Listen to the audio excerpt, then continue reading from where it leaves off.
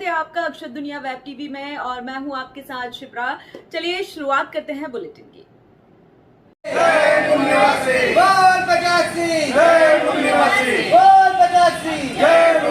आदिवासी एकता परिषद जिंदाबाद जिंदाबाद। आदिवासी एकता परिषद जिंदाबाद जिंदाबाद। आदिवासी एकता परिषद जिंदाबाद जिंदाबाद।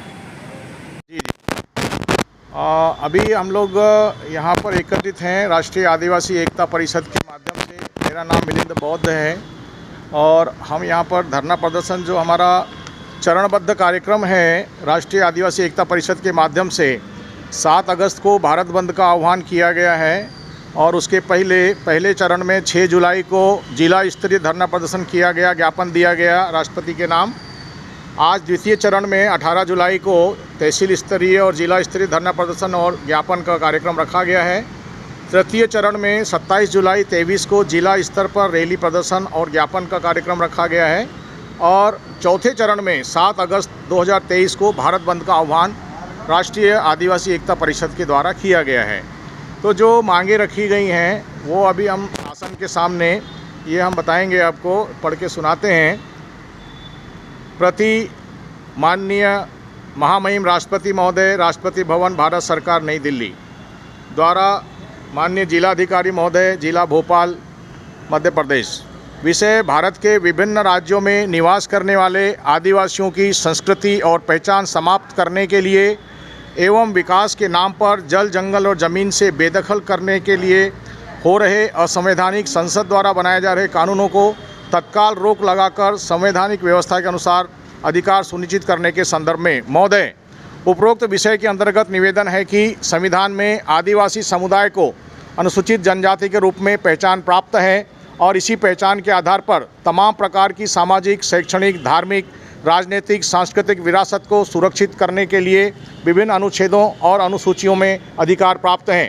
विडंबना यह है कि जिन तमाम विदेशी आक्रमणकारियों से लड़ते हुए गुलाम भारत में आदिवासी महापुरुषों ने जल, जंगल, ज़मीन और अपनी संस्कृति को सुरक्षित करने के लिए जान की बाजी लगाई थी, लेकिन तथाकथित 1947 को मिली आज़ादी और हमें 1950 में मिले अधिकारों के बावजूद विकास के नाम पर, पर्यावरण संरक्षण के नाम एवं वन्य प्राणियों के संरक्षण के नाम पर आदिवासियों को उनके जल, जंगल और ज़मीन से विस्थापित किया गया और उनका पुनर्वास करने का कोई ईमानदारी से प्रयास नहीं हुआ।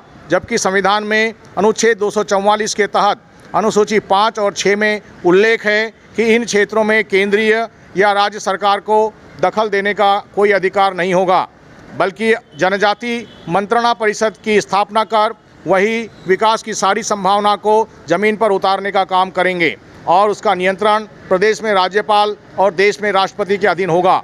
लेकिन संवैधानिक व्यवस्था के विरोध में राज्य और केंद्र की सरकारें लगातार आदिवासियों के विरोध में कानून बनाकर आदिवासियों को बेदखल करने का काम कर रही हैं। इसीलिए देश भर के लाखों जनजातियों के सामाजिक संगठन में आक्रोश होने से उन्हें आंदोलन करना पड़ रहा है और हम संगठनों ने अपनी बुनियादी और जायज़ मांगों को एकत्रित कर आपका ध्यान आकर्षित करने के लिए यह कदम उठाया है। हमारी निम्नलिखित मांगे हैं। कृपया आप संविधान के दायरे में रहकर हमारी मांगों पर विचार कर उचित कार्रवाई करें। नंबर 1, कॉमन सिविल कोड यानी समान नागरिक संहिता लागू करने का कानून बनाकर आदिवासियों को मिली अलग आदिवासी पहचान को खत्म करके उन्हें हिंदू बनाने की साजिश की जा रही है। इससे आदिवासियों का कस्टमरी लॉ, पृथक संवैधानिक पहचान खत्म हो जाएगा और तमाम तरह के संवैधानिक अधिकार भी खत्म होने का खतरा पैदा हो जाएगा इसके विरोध में। नंबर 2, विकास के नाम पर, पर्यावरण संरक्षण के नाम पर एवं वन्य प्राणियों के संरक्षण के नाम पर आदिवासियों को जल, जंगल और ज़मीन से विस्थापित करने एवं उनकी रोजी रोटी छीनने का षड्यंत्र किया जा रहा है, इसके विरोध में। नंबर 3, नेशनल कॉरिडोर एवं भारत माला प्रोजेक्ट के नाम पर 4 लेन, 6 लेन, 8 लेन और 10 लेन नेशनल हाईवे का निर्माण करके और हाईवे के आजू बाजू में नए नए इंडस्ट्रियल कॉरिडोर का निर्माण करके आदिवासियों को विस्थापित किया जा रहा है, जिससे उनके 5वीं अनुसूची क्षेत्रों को खत्म होने का खतरा पैदा हो गया है, उसके विरोध में। नंबर 4, 2020, 2021 और 2022 में आदिवासियों के विरोध में जो बिल संसद में पारित हुए एवं 2023 में नया फॉरेस्ट एक्ट बनाया जा रहा है, इससे आदिवासियों के अस्तित्व को खतरा पैदा हो गया है। उसके विरोध में नंबर वाले आदिवासियों को बड़े पैमाने पर फॉरेस्ट विभाग के द्वारा विस्थापित किया जा रहा है, उसके विरोध में। नंबर 7, जड़ मूल से रहने ब्राह्मणों के देवी देवताओं के मंदिरों का बड़े पैमाने पर निर्माण करके उनके इलाकों में कथावाचकों के कार्यक्रम आयोजित कर नवरात्रि पर्व, गणेश चतुर्थी आदि पर्व मनाकर आदिवासियों का ब्राह्मणीकरण किया जा रहा है, उसके विरोध में। नंबर 12, आदिवासी बहुल इलाकों में ब्राह्मणों के विभिन्न संगठनों की जाल में फंसाकर उन्हें हिंदू धर्म के शास्त्रों की शिक्षा देकर आदिवासी बहुल इलाकों में आदिवासियों का हिंदू धर्म शब्द का अर्थ ब्राह्मणी धर्म समझा जाए। हिंदू नाम का कोई धर्म नहीं है। माननीय जिलाध्यक्ष महोदय के प्रतिनिधि को यहाँ पर सौंपने के लिए एकत्रित हुए हैं महामहिम राष्ट्रपति के नाम। सबसे बड़े आतंकवादी आदिवासी एकता परिषद